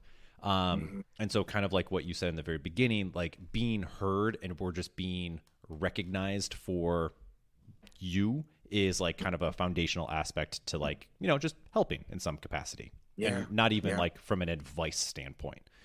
And then the other part too is like that we were kind of referencing on was like being able to like recognize where your line is of like, either your competency as like a professional, slash your knowledge as a professional, as well as are you stepping outside of your like scope of practice when it comes to like offering advice, and being cognizant enough and being aware enough to make note that that's something that you, at a certain point, you need to start to either like kind of put your boundary up and say like, I am not equipped to help you with this regard, but you know, here's somebody, Rob, that we could refer to, that can give you like the help or guidance or something that you might need. Does that sound about right? Am I missing anything? We got a guy. That was very short. We got a guy. We got a guy. No, I think that was pretty spot on. And I tend to say, like, when, you know, especially when we were talking about self-compassion work, I think that's really like any coach, like two books I actually recommend to coaches. And it sounds really odd to recommend these books, but I do think they help you not only in aspects of your own life, but like when you're talking with your clients or your athletes. One is this book called, I have it over here, that's why I'm looking at it. It's good. Called Hold Me Tight by Dr. Sue Johnson. And that's actually from emotion focused couples therapy. And it deals with how to emotionally engage with your partner. In essence, like, it's 200 years worth of research and attachment theory, and that's kind of the buzzword now. It's great that people are learning their attachment style, you know, understanding some of that and how they relate to others and attach onto others. And that book actually is like concrete evidence on how to converse with your partner and how to be emotionally available with your partner and what that looks like. It kind of helps you almost have like a universal language in your communication and break cycles of really dysfunctional communication patterns that happen and why they happen and what happens when they happen.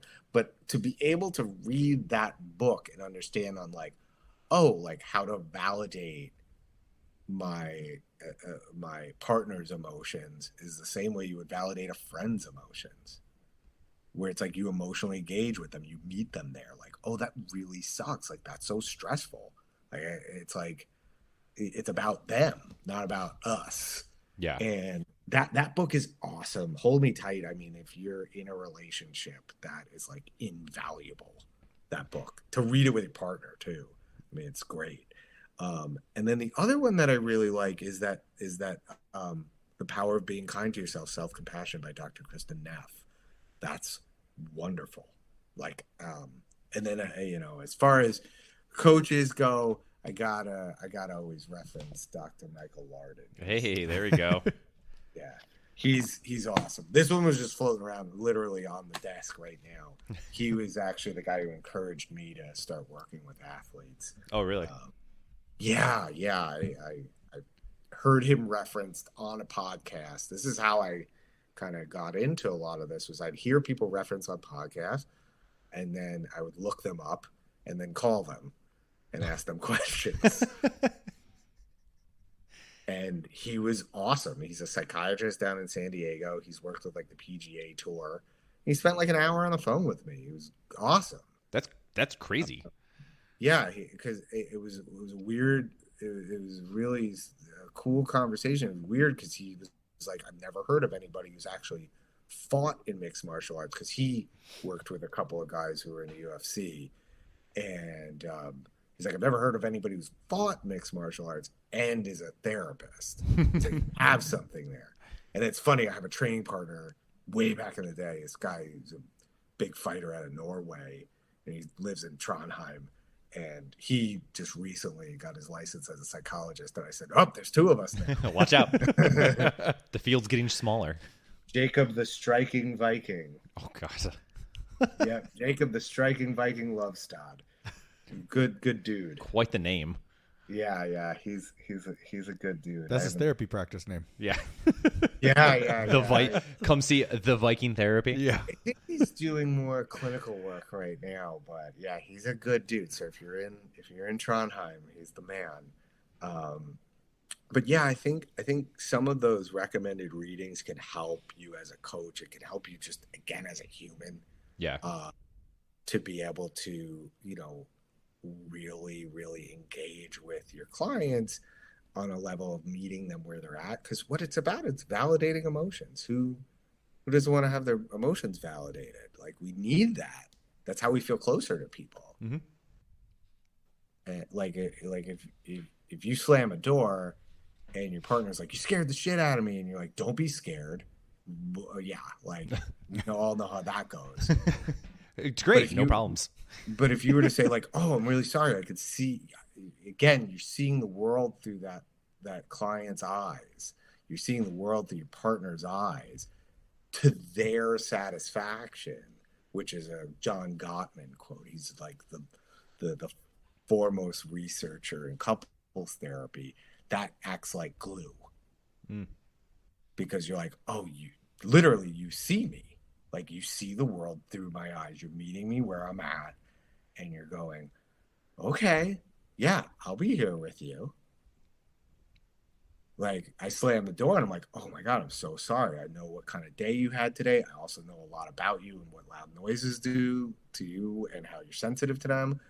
Listen, that was my bad. I'm taking accountability for that. Like, how can I support you right now? Now that's going overboard. Like she would probably be like, you need to stop with the fucking Gottman shit. Right? Like, not on the clock. Yeah. But she'd also be like, thank you. I know what you're doing. I get the gist. Calm down a little bit. Yeah. That's what happens when you have a therapist and a psychologist as a married couple. I could only imagine the fun, nuanced conversations you guys have. Lots of pausing of reality dating discussions. I believe that. Yeah. A lot of pausing of Love is Blind. Oh my God. That show is... That's a lot to take in. Yeah, we're big fans in this house. I can imagine. Yeah. It's good practice. Well, it's nice. It's actually nice to see some folks when it works out. Yes, that too. Yeah. So, but yeah, that I hope that's helpful. Yeah, I think it is. There something that's been on my mind. Well, let me say this first. There's like a running theme that somehow every time like we're going to record, usually that day some form of this conversation will pop up, like whether I'm subconsciously like forcing it into conversation or it just naturally comes about. But I kind of made reference in the fact that like you can be the best trainer or therapist in this instance, and you could literally know everything there is to know about anything. You could fix any problem 100% of the time. But if people don't like you or if people don't connect with you, everything that you say is going to fall on deaf ears, and you're probably not going to be successful, both you and the client themselves. Sure. And effectively, the point of this is that we're in the business of people, first and foremost, ultimately.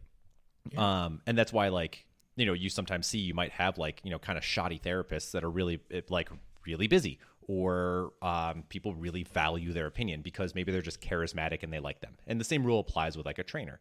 Sometimes there's like, in my opinion, not great trainers or aren't doing the best for their clients, but like they're really charismatic. People really like them. And so they're going to keep working with them. Those probably still get results, just maybe at a slower rate. And I've had this like thought in my mind for a while because somebody earlier this week asked me about like, do they talk about how to deal with people or like handle people when it comes to like training? And the answer is no.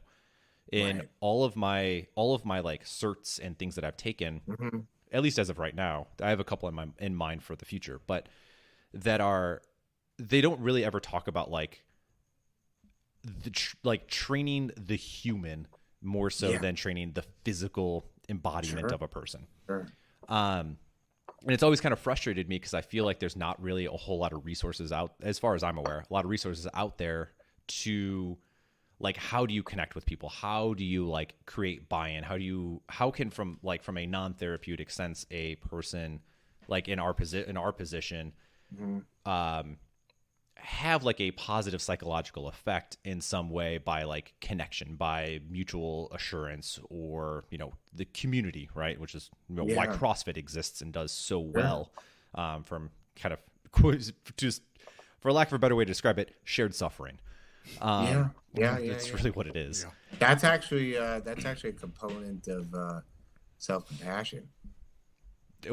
Shared suffering? Yeah. How so? Well, it's that suffering is human.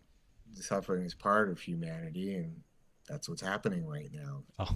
The common humanity and suffering. It comes from Buddhism, like samsara. Yeah, well, yeah, it's true. Yeah. So the whole thing is that if you tend to bond through suffering. It's fair. Okay, that makes sense. Yeah. I can get that. Yeah, you're confronting physical adversity. It's the same reason why, like, you know, I bond with folks I meet in the parking lot if it's a decent sized day, and, you know, we're paddling out into something that's like a little risque, I guess. No waves of consequence are going on in my life, but, you know, it's a tough paddle out. Sure, like you're gonna talk about it and process it together. That's a human condition. Mm-hmm. Okay. So yeah, shared suffering is a big part of it. But I would say, like, yeah, I think it's a big hole in the game of a lot of different professions that don't have any literature on it because that's not profitable. That's also very true. That makes sense. Yeah. Well, which is weird because you would assume otherwise. If you can, right. Like, so I'm forgetting the name of the author, but there's a book called Conscious Coaching, and it's like literally the one thing that I've been able to find that is about coaching like a person, and it's not even about fitness in any way, shape, or form. That's the good stuff. Those are usually the best. So yeah, I'm sorry I interrupted you. No, you're good. But that was a book that I read, and I was like, I got a lot out of this. I got actually more out of this than I thought I would have, and I ended up giving it to like another friend of mine who was like, we were kind of like in a shared space of like, we need to, like, there's more to this that we need to figure out. And then there's another group, and I'm forgetting his name. He was kind of big in CrossFit for a hot second, but they created this course called Procabulary, and I really want to take it. And it's all about, ultimately it's about like, you still there? Yeah. Okay. Sorry. You were so still that it looked like it froze. Your active listening is like a level 11 out of 10. But it's a lot about like the words that you use and kind of like being aware and being cognizant of the words that you choose and the weight that they carry. Sure. And that's super intriguing to me. Because I kind of referenced it earlier, where like I'm trying to become very attuned to like not necessarily just what people are saying, but also like what words are they using to describe the situations, because that also in my eyes sometimes tells a different story, or can tell a different, or offer a little insight or window into like what they're trying to get at, or not get at. Sometimes I feel like it could be subconscious, but I digress. Sure. But I feel like there's not a lot of courses in that, and so I think there's a huge hole in the people world, or the those of us that choose to work with people. So it's tough because it's like the like it's looking at like the objective, you know, and it's like who's writing these manuals. Yeah, you know, it's like you know, you go a bit deeper, and it's like, oh yeah, that makes sense. And so like, I mean, that's even sometimes in the mental health world how that works when you're dealing with insurance panels. Not naming any names ever. You guys all treat me really well. They're all the best, and I love them equally.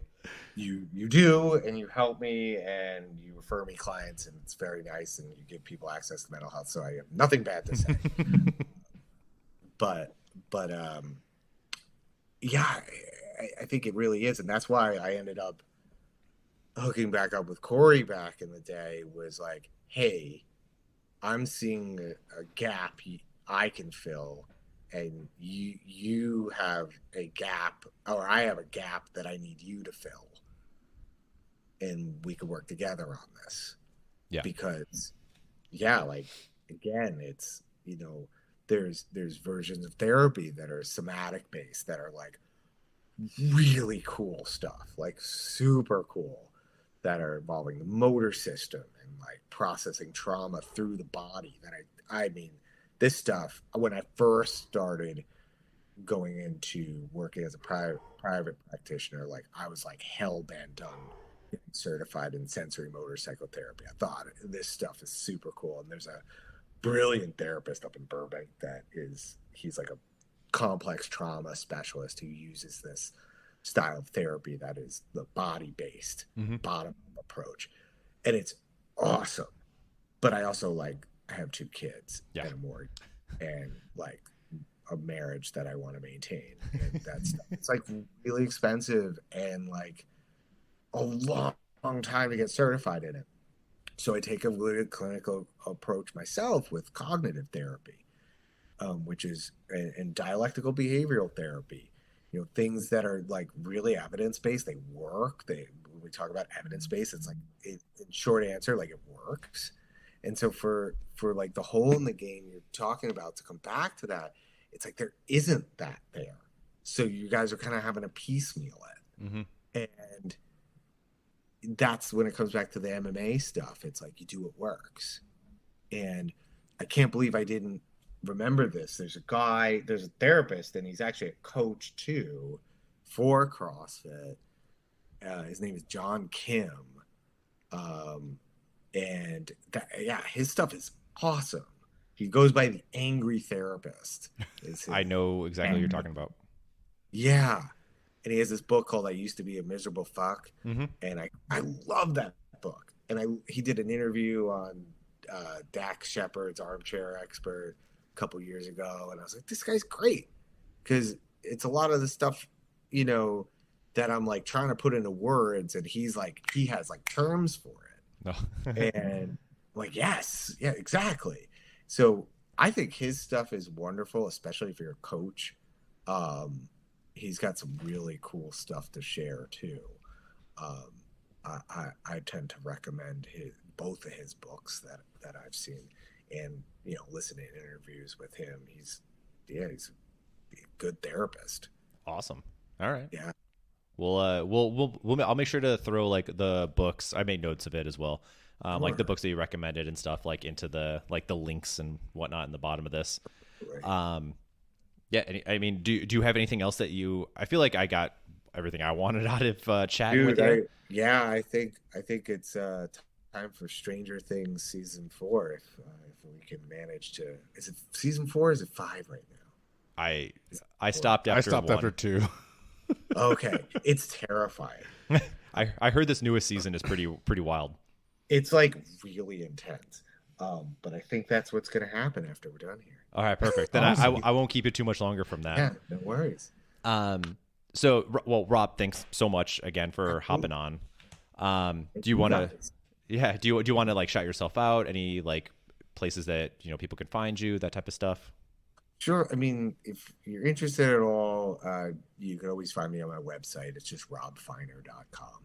That's Easy. the easiest way to find me. Nice. Love it.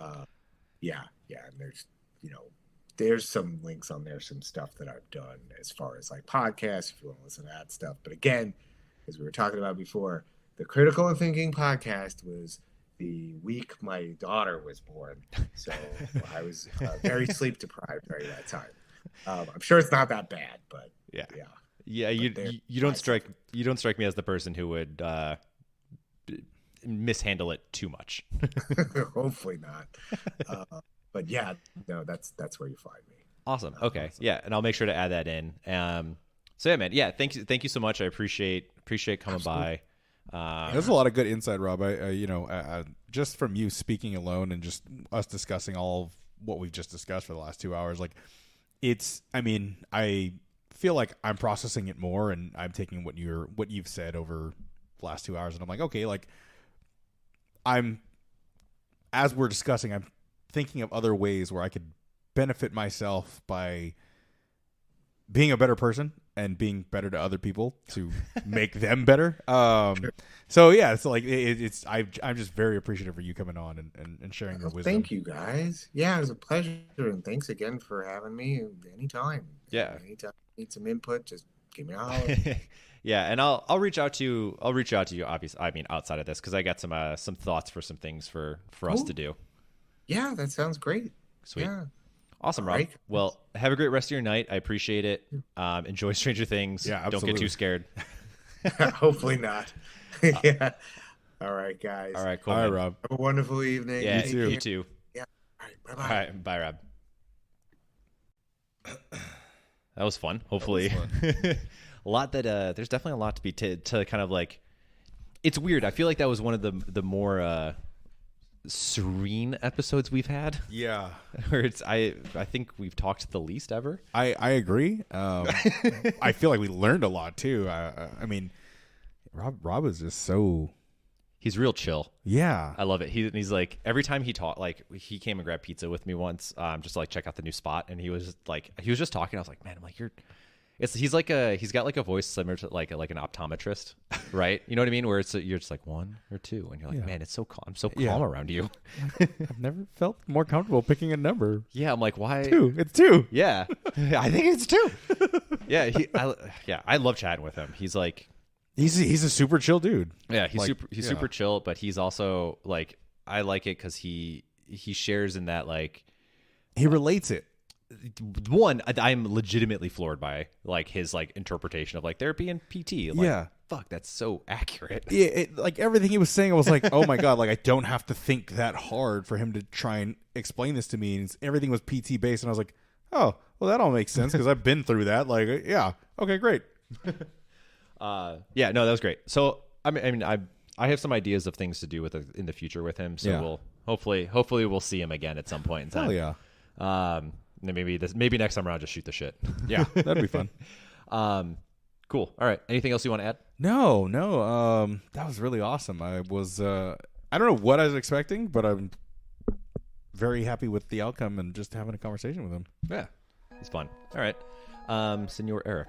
Yes. Where can people find us? You guys can find us on our Instagram at another_rep_podcast and our Gmail or our email at anotherreppodcast@gmail.com. Also a Gmail. Also a Gmail. And you can listen to us wherever you listen to podcasts, and other places as well, Twitch, etc., YouTube.